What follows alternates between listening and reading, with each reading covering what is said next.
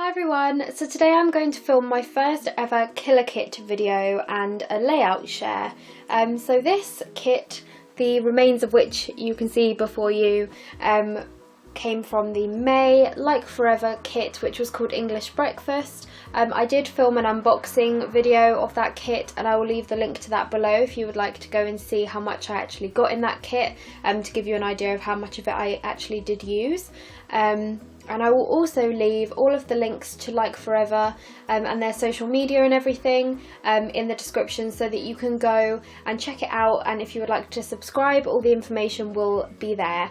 And it's a fabulous kit, so if you are on the fence about subscribing, I would really recommend giving it a go, even if you just do it for 1 month. There's no commitment, there's no cancellation fee, so yeah, it's fabulous. So when I first saw the May kit, it was filled with a lot of bright reds, bright yellows and navy blues, and they are not the sort of colours that I work with normally, so I was quite apprehensive, but it was like an excited sort of apprehensive to use the kit and to see how much I could get out of it, because obviously, like I said, those are not my usual colours, and I've absolutely shocked myself because I have used up nearly the entire kit, so I'll go through that with you now. The only thing that I have quite a few left of are the die cuts. And that's because, for one, so many of them came in this pack that I would have been surprised if I'd managed to use them all. But also, the main thing I've been working on this past month is my house renovation scrapbook, and these aren't all relevant for that. So as you can see, I've got a handful of those left over, and lots of them were added to my house renovation scrapbook because there were some houses and things like that in there, so they all got used up.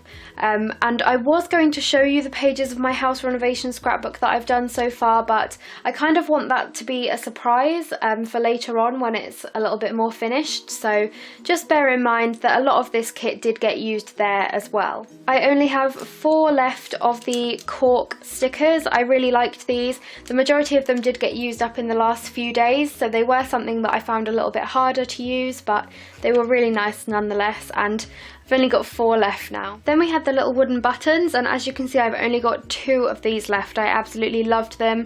I used up nearly all of them except for the bike and the light bulb, and I'm sure they'll get used eventually, but they'll go into my stash now. Then we have the thickers, and these were that fab silver glittery font, and as you can see, I used up a ton of these.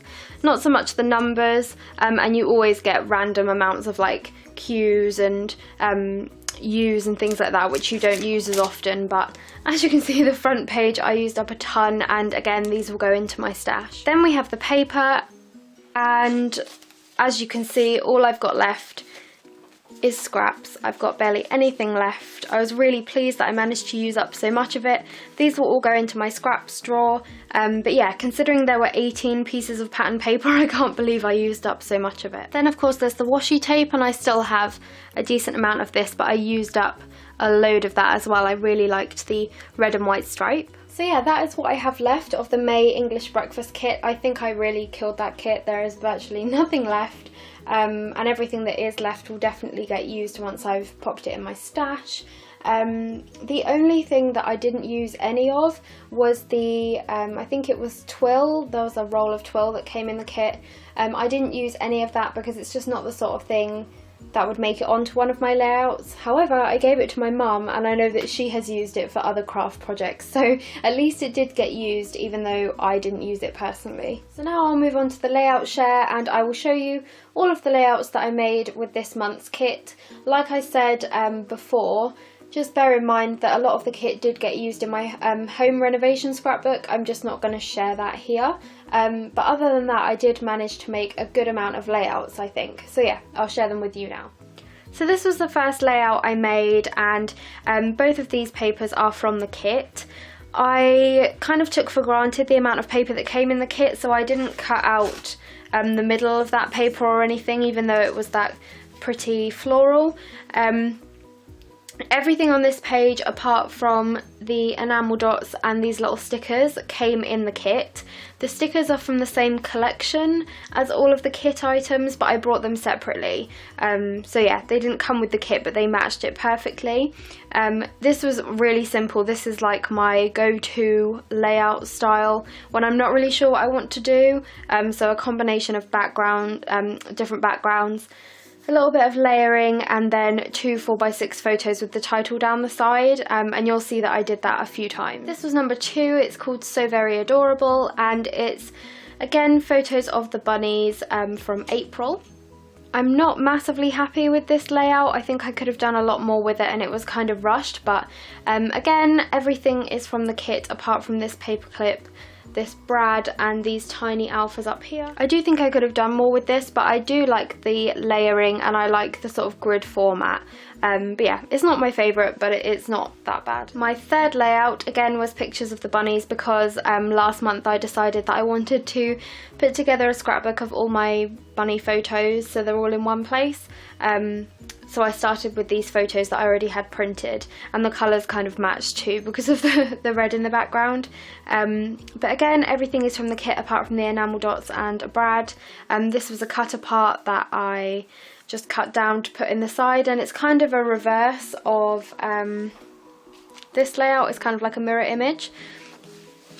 So obviously the photos are over this side, there's a lot more layering going on, and then the title is on this side.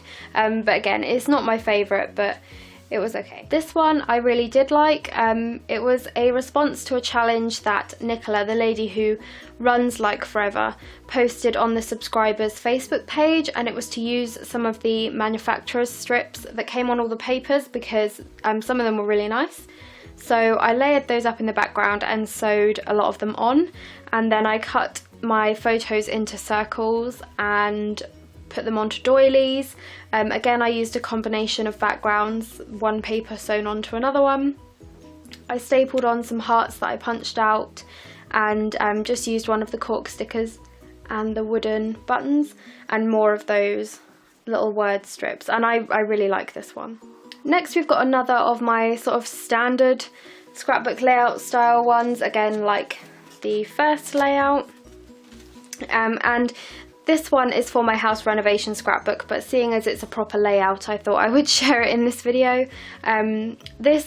These pictures are kind of ugly. They're of our kitchen being ripped out, because when I say we're doing a home renovation, we're doing a complete renovation, which you'll know if you watch my moving vlogs. But yeah, so it's kind of a challenge to make ugly photos look nice, but I tried to do it with this layout, and the title says "Buy Ugly Kitchen," because pretty soon the kitchen will hopefully be nice. I used a manufacturer's strip and just cut it into a flag, and it says, "Sometimes I've believed as many as 6 impossible things before breakfast," and that comes from Alice in Wonderland, which is one of my favourite books.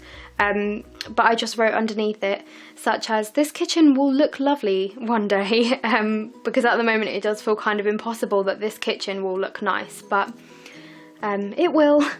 But again, it's just really simple. The title's down the side, the photos are matted onto a couple of layers of paper.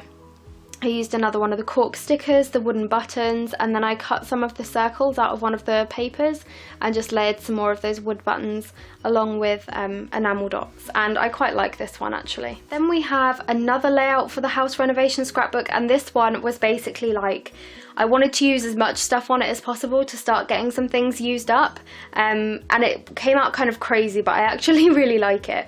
So these alphas, they didn't come in the kit, but I've been using them alongside the kit. These ones up here where it says "Yay," they are actually from the same Chamel True Stories collection as the kit, so they matched perfectly. And then I've just got some brown ones and some black ones, and I've used those throughout my house renovation album, so it ties it all together. But other than that, I think the rest of it was entirely from the kit, again apart from the enamel dots and the doilies. So I used this cut apart that said "Big Yay" with some balloons, and that fit because my boyfriend's sister gave us a load of her furniture because she was moving the same time as us.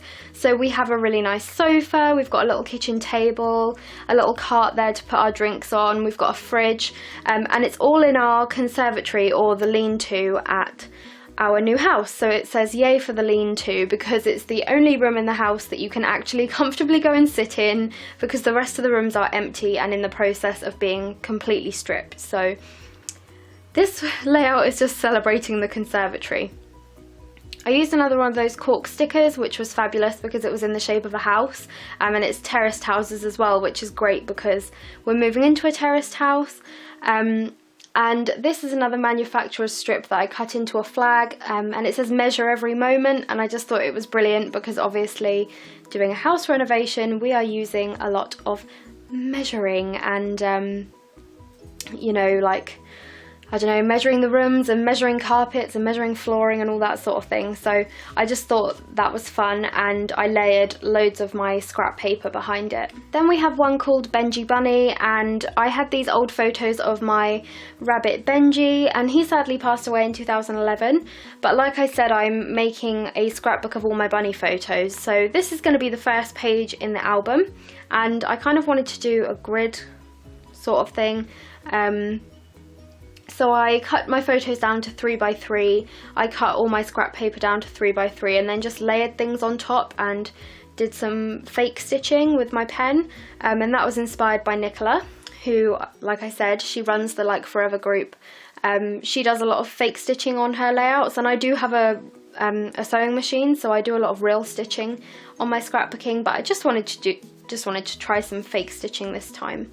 But I love how it turned out. I layered some of those cork stickers and the wood buttons, and then just some of the washi tape down here and up at the top with more fake stitching, and it was really simple. It came together really quickly, but I love how it looks.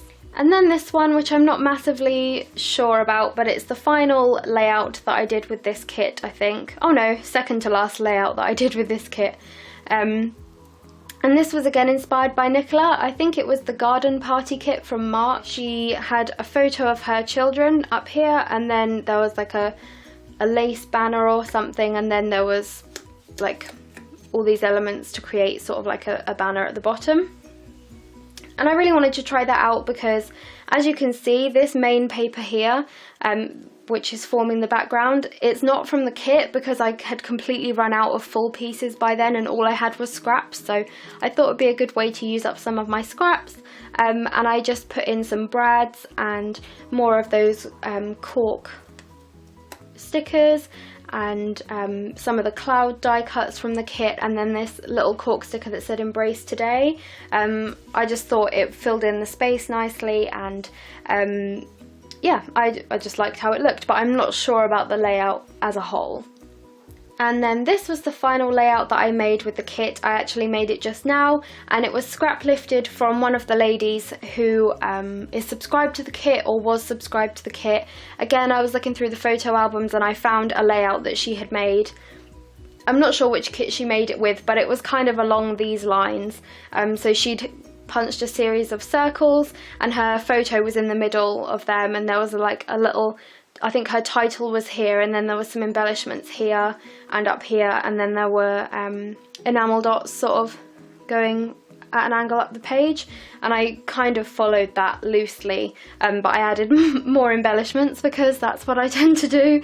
But yeah, I kind of like it, I kind of don't. I'm a little bit like that with all of my layouts, but it's better than nothing, and yeah, it was just a good way to use up some of those last scraps. That is what I have left of my May Like Forever kit, and the layouts that I made with that kit. I really hope you enjoyed it, and I really hope you consider subscribing to the kit because it's really fab. I've actually just received my kit for June and it is amazing, so that's what I'm going to film next so that I can show you that.